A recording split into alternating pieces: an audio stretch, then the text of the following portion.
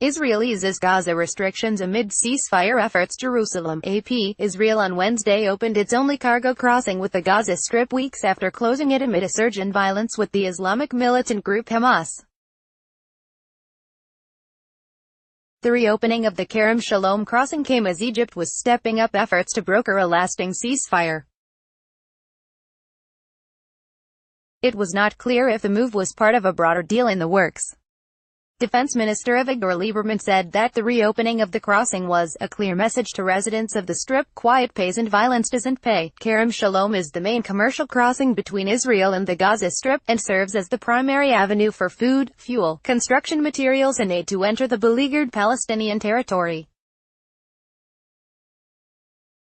Israel and Egypt have imposed an economically crippling blockade on Gaza since Hamas seized control of the coastal territory from the internationally backed Palestinian Authority in 2007.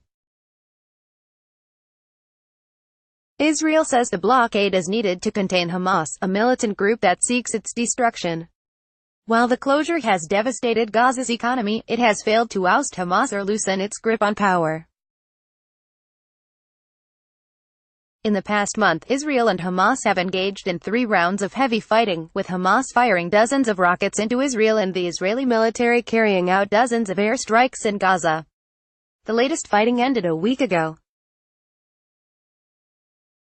Israel halted Gaza commercial imports last month, and terminated fuel shipments almost 2 weeks ago in response to incendiary kites and balloons launched from Gaza that have burned forest and farmland in southern Israel. Israel temporarily suspended fuel shipments to Gaza in July for similar reasons. Fuel shortages in Gaza have contributed to chronic power outages that have left its 2 million residents with just a few hours of electricity a day. The United Nations had warned that the closure of the crossing would make the situation even worse. In addition to reopening the crossing Wednesday, Israel also eased restrictions on fishing off Gaza's coast. The residents of Gaza have much to gain when the citizens of Israel enjoy peace and security, and much to lose when quiet is disturbed, Lieberman said. Hamas is demanding an end to the decade-long blockade as a condition for a long-term truce. Israel is believed to be offering a more limited easing of the closures. Israel is demanding a halt to all rocket fire and incendiary balloon attacks, and wants Hamas to return the remains of 2 dead Israeli soldiers and free 2 Israeli civilians it is believed to be holding.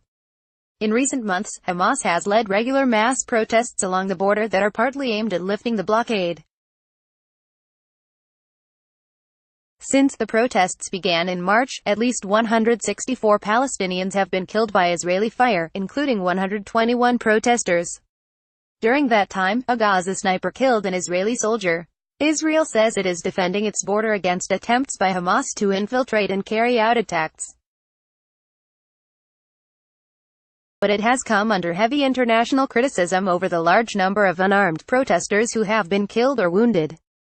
Lieberman said his country will do everything to ensure the security of the citizens of Israel, and if Hamas turns to violence again, we will respond immediately and in a much more severe manner than before. UN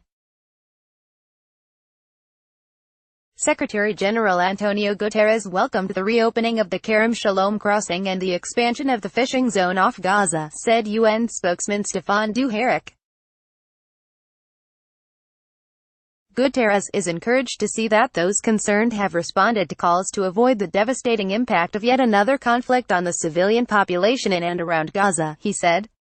Associated Press writer Edith M. Letter at the United Nations contributed to this report. Copyright 2018 The Associated Press. All rights reserved. This material may not be published, broadcast, written or redistributed.